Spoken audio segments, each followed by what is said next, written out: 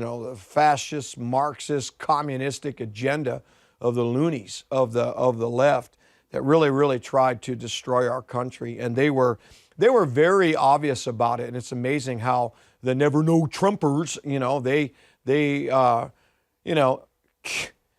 couldn't even see the fact that God was raising up something for their benefit and for their children. Then you also have the other Christians who, they don't show up and vote and exercise their rights and their privileges. I get frustrated because, and I think I have a right, just like you do, that are out on the front lines. When people aren't willing to join with you, it's something that you try to keep your heart right. And you say, well, hey, Pastor, keep it biblical. Okay, well, remember the Olivia Newton song? I did that in church a couple weeks back. Let's get biblical. I'll get biblical. How about Numbers 32, verses 5 through 6, where Moses had to even come to the nation and say, why are you sitting here? Why are you taking your foot off the gas? Why are you, preacher, not willing to get up and engage your congregation in moral uprightness and truth that counters the culture, challenges the culture, exposes the lies of the cultures, stands with God, stands with the Lord's heart, right? Why are you sitting this one out while your brethren go to war? And I want to say that because I had mentioned that, I've done a temperature check, whether it be events around the country since the November election or whether it's people's church services. And I can honestly say that a lot of them said their numbers are down.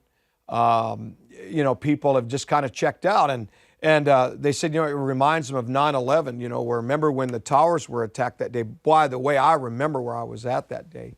I woke up at like 4 a.m. and I told Brenda, I said, Brenda, I just had the strangest dream. I saw these big, tall buildings on fire and I'm alerted something's not right. And I had no clue that later in that morning, early morning really, that I would be seeing the fulfillment of what I was dreaming about that I didn't understand, and the buildings were on fire, and there was this patriotism that began to hit, man. I mean, everybody. You didn't see people, free Palestine. No, are you kidding me?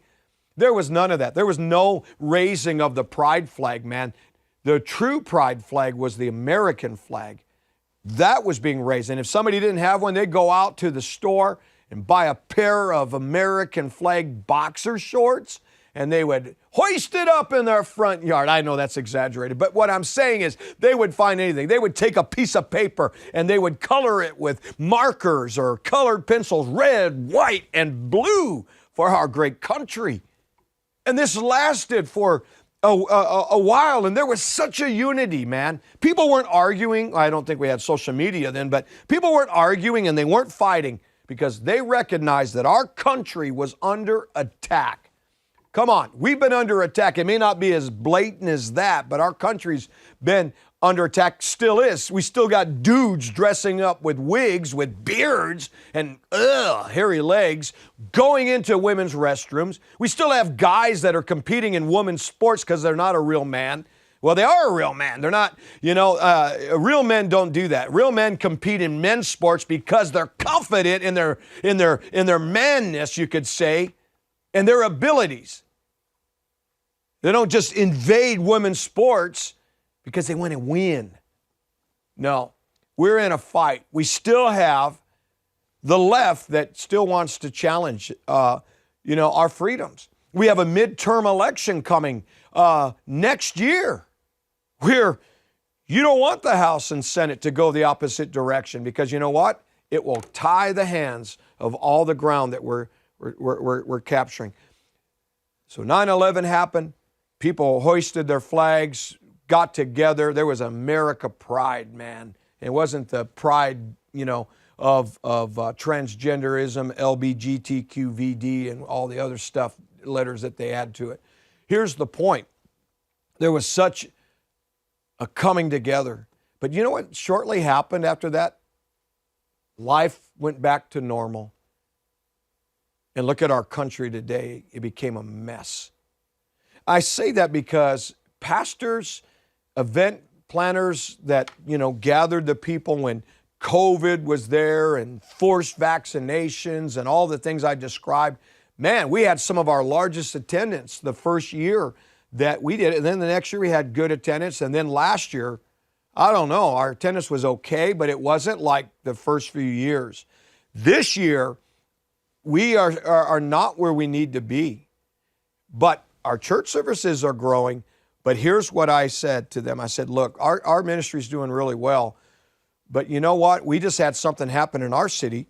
Okay, remember the blue dot, for those of you that were tracking with the presidency, that it was the winner take all. We were trying to get that change, which is fair. And I think Maine's the only other state of the union that they split their electoral vote, and they were thinking that the election would be so close that it could come down to Nebraska, Omaha, really, to where the vote would be split, which would have given it for cackling Hamas, right? Oh, thank you. Let's take a moment, a praise break. Thank you, God, that she did get in office. My Lord.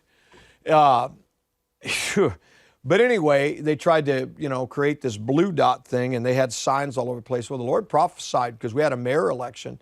We had a mayor that was going for their 4th term. She did a great job. And the Lord said that if you don't pray, gather, and vote, the blue dot that you were thinking would be your presidency would be your mayor. Well, that prophecy happened. We have a new mayor, and he is calling and saying he's about to be sworn into office, that he's going to become the most inclusive mayor we've ever had. He's already talking about things that are very troubling, and we aren't going to be silent. But you say, well, how did we get here? That's my point. We stopped gathering at events like OTH. We stopped going to church. We stopped clicking on as e-members and watching church services. We stopped being engaged. We, stopped watching Flashpoint. We get caught up in the eating and drinking and giving in marriage while corruption hits. And Noah is the only one over in a corrupt society building, working, while everybody else has gotten distracted by the evils of the world. And what happened in our city is, I'll be honest, this is what happened. 35% voters showed up. If the Republicans would have just showed up, they would have absolutely not even given this guy a chance. The other thing that happened is people started getting into the complaints. They didn't like the way the roads were. So they were more caught up in the roads than they were, trying to keep somebody who wanted to be the most inclusive mayor. I just think it's a wake-up call for all of us. So